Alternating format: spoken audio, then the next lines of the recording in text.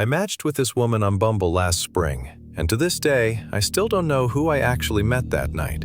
Her name on the app was Rachel. She looked normal in her pictures, nothing crazy or overly edited, just a cute brunette who worked in marketing and liked hiking. We talked for a few days, and she seems down to earth. No weird messages or vibes. She didn't push for anything, and she actually wanted to go slow. Honestly, it felt refreshing compared to my other matches. After about a week of talking, we agreed to meet up for dinner on a Wednesday night.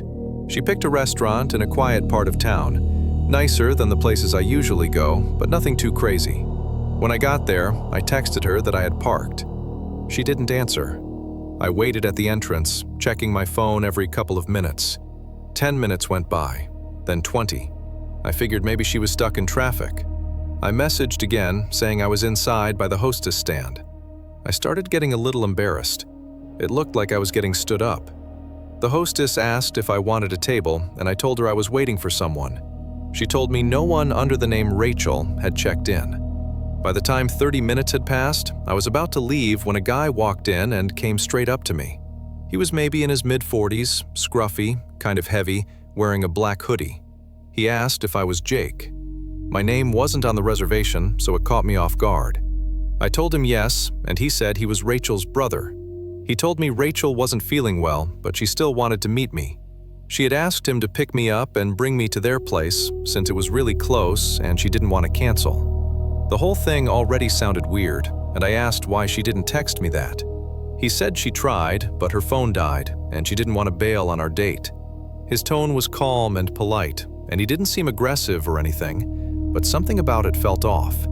I asked where she lived, and he said just a few blocks over, adding that driving would be easier because the sidewalks were icy. I stood there debating it.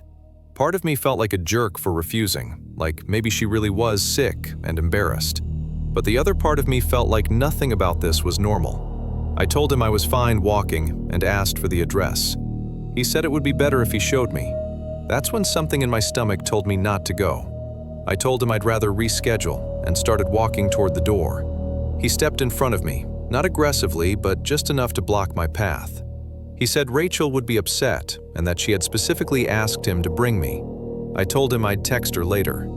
He stared at me for a few seconds, then stepped aside and said, "Have a good night," in a tone that sounded more like a warning than anything else.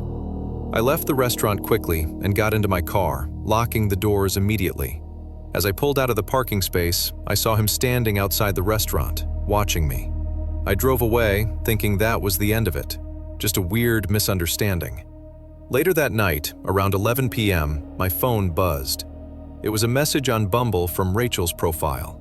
It said, "Why didn't you come?" I replied that her brother had come to the restaurant and told me she was sick. She responded instantly, saying she didn't have a brother. All I could think was, what? I told her exactly what had happened, and then she stopped responding. I figured maybe she was freaked out too.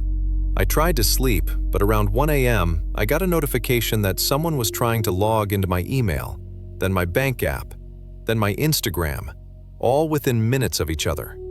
I changed my passwords and turned on every security feature I could. At the time, I didn't connect it to Rachel. The next morning, I checked Bumble to see if she had replied, but her profile was gone, completely deleted. Around noon, I got a text from an unknown number. It said, "You should have come with me." I showed it to my roommate, and he told me to block the number and report it. I blocked it, but the messages didn't stop. New numbers kept texting me from different area codes.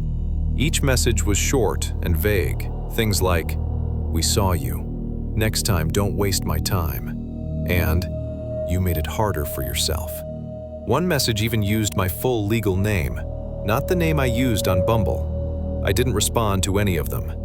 That night, while I was home alone, someone knocked on my apartment door. I was sitting on the couch and I couldn't move. After a minute of silence, there was another knock, harder this time. I thought about calling the police, but it had only been 2 knocks, and I didn't want to sound paranoid. I looked through the peephole. No one was there. The hallway was empty. I stepped back and waited. After a few seconds, I heard heavy footsteps walking down the stairs. The next day, I called the restaurant and asked if anyone matching that guy's description had a reservation, or had checked in around the time I was there. They said no. I asked if anyone had been standing around outside looking in, maybe waiting for someone. The hostess told me that one of their servers had actually mentioned a man in a hoodie pacing back and forth outside for almost an hour before I arrived. She said they thought he was waiting for someone, but he never went inside until he walked directly up to me. I didn't tell her the rest. I felt sick thinking about how long he had been watching the entrance. I reached out to the local police and gave them the number that had texted me first. They weren't able to trace it to anyone, and since no crime had technically been committed according to them, they couldn't do much. I deleted Bumble. I changed my phone number, and I changed all my passwords. Things were quiet for about a week. Then, one night, when I was taking the trash out behind my apartment building, I found a folded piece of paper shoved under the handle of the dumpster. It had my name on it. I opened it. Inside was a printed photo of me from the night of the supposed date. Me standing inside the restaurant lobby looking at my phone. The angle was from outside the window. Someone had watched me the entire time. On the back of the photo, it said, "You." I couldn't sleep for days. I started staying at friends' houses.